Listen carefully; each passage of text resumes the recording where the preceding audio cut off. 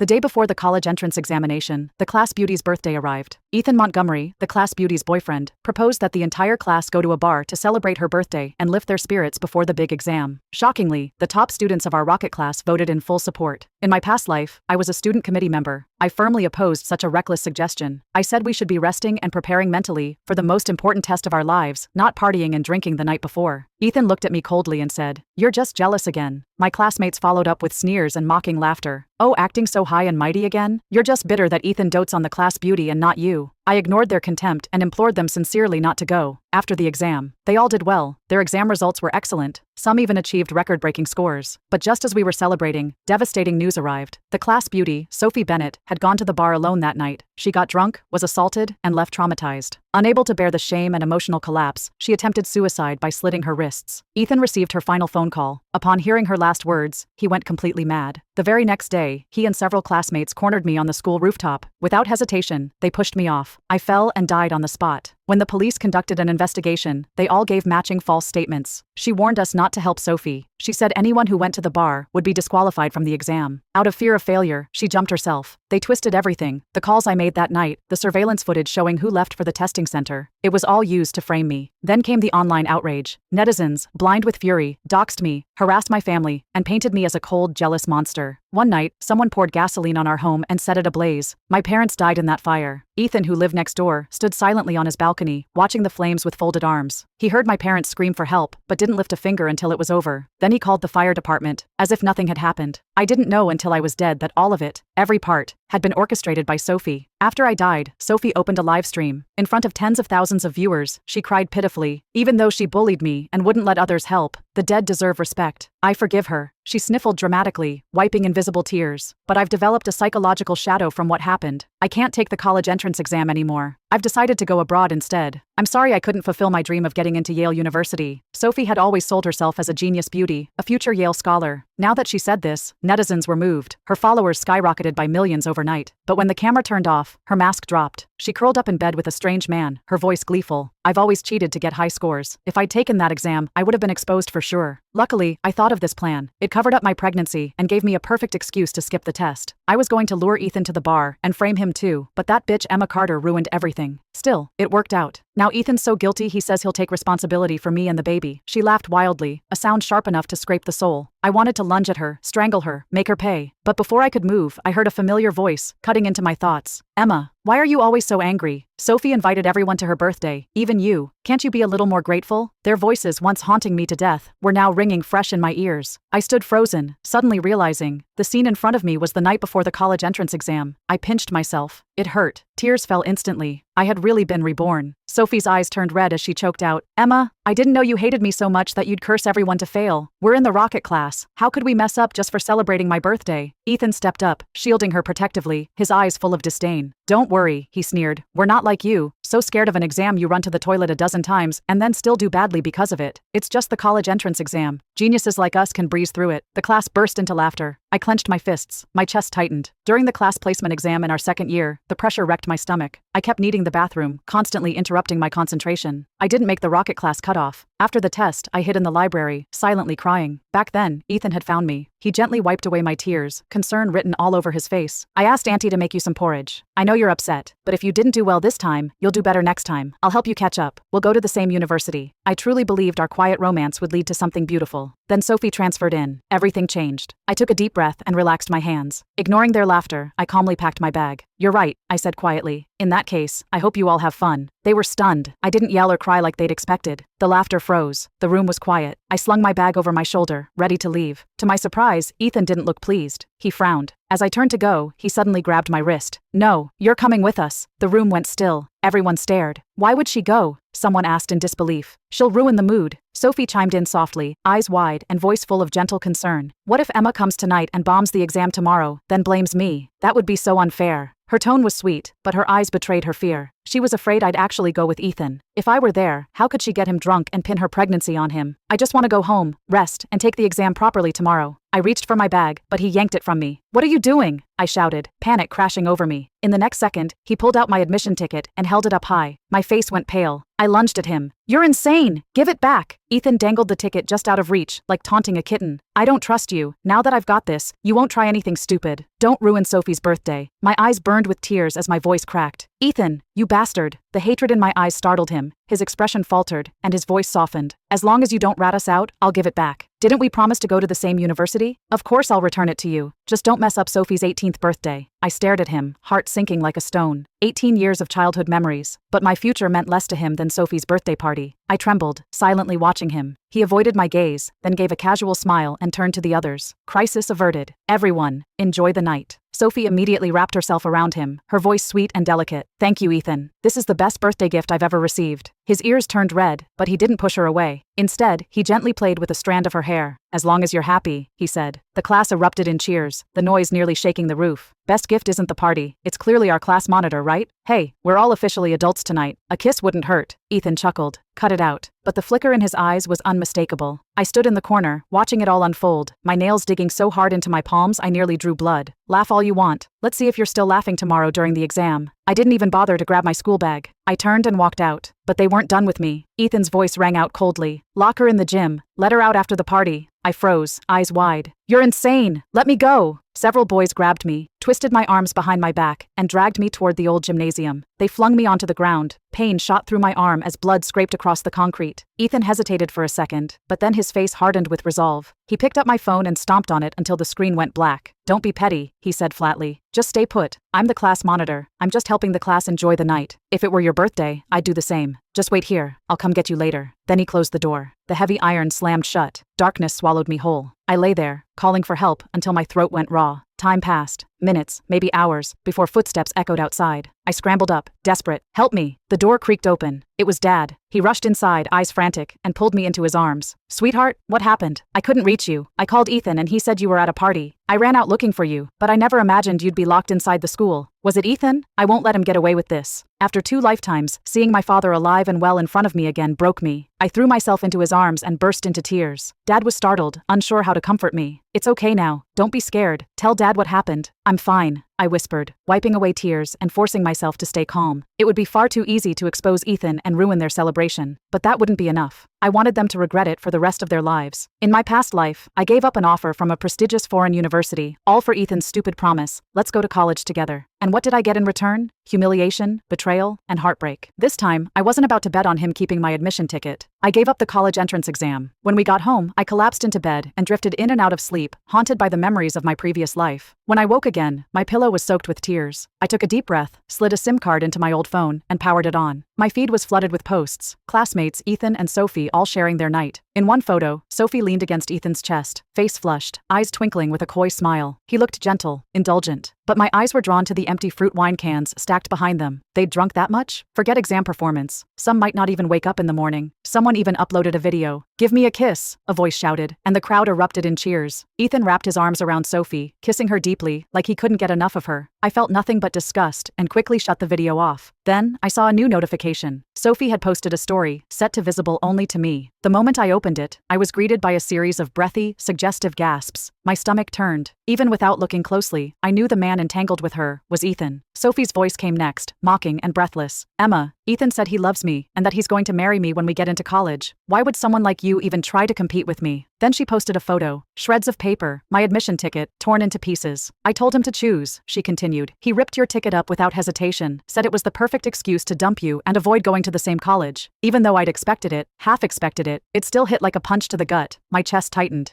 3 years of relentless studying, reduced to a pile of trash on the floor. Just then, I heard the phone ring in the living room. I stepped out to see Dad answering with a stunned expression. His voice rose with urgency. What? A student? A senior high schooler? Alcohol poisoning? Okay, I'll head there now. His face had gone pale, and his forehead was glistening with sweat. I looked at his concerned face and remembered how, in my past life, I had the same worry. That night, I even dragged Dad to wait near the school bus stop, just in case any classmates were too hungover to show up, and he could help them recover quickly. I never expected that in my past life, those ungrateful people would claim that my father threatened my classmates on my behalf. That lie led to a wave of crazed netizens storming our home and killing my entire family under the guise of avenging Sophie, but this time, I will never let my father get dragged into this mess again. The next morning, I ate the breakfast Dad made and took the bus to school. As time drew closer, the shuttle bus stop for the college entrance exam remained unusually quiet. The teachers looked more and more anxious. What's going on? Is the rocket class skipping the college entrance exam? Our head teacher walked over, looking haggard and drained, followed by a few students who were pale and shaky. When they saw me, they avoided eye contact, shame and regret written all over their faces. The principal looked grim. He listened to the head teacher's stumbling report, and his fury exploded. I warned you again and again to watch your food and stay disciplined before the exam, but you all went drinking at a bar the night before? Now only 5 of you are able to sit the exam. The rest? Hospitalized for gastric lavage. Some are even in the ICU. Have you lost your minds? You're destroying your own future, and dragging my career down with you. His outburst drew attention from nearby parents and the media. The principal's face turned ashen. It's over. I'm finished. The school is finished. The American teacher, who'd always favored Ethan and Sophie, paled. Where are Ethan and Sophie? They were our Yale hopefuls. The academic director hung his head. We still haven't reached them. We've reported it to the police. The principal staggered, clutching his chest. Then he looked at me, and hope suddenly flickered in his eyes. Emma is a good student. She stayed away from them. We still have a shot at placing someone at Yale. I lowered my eyes and said with fake remorse, Ethan was worried I'd report him, so he took my admission ticket. He hasn't shown up since. I probably won't be able to take the exam. Bang. The principal collapsed on the spot. Panic broke out. Some rushed him to the hospital. Others herded the remaining students to the test site. When I arrived at the testing center, I was indeed turned away. I had no admission ticket. A classmate overheard and looked at me guiltily. He whispered, I'm sorry. After confirming I couldn't enter, I turned around and left. My father's face was pale with rage. He felt sorry for me, but cursed Ethan out loud. Before we even left the premises, the incident had already blown up.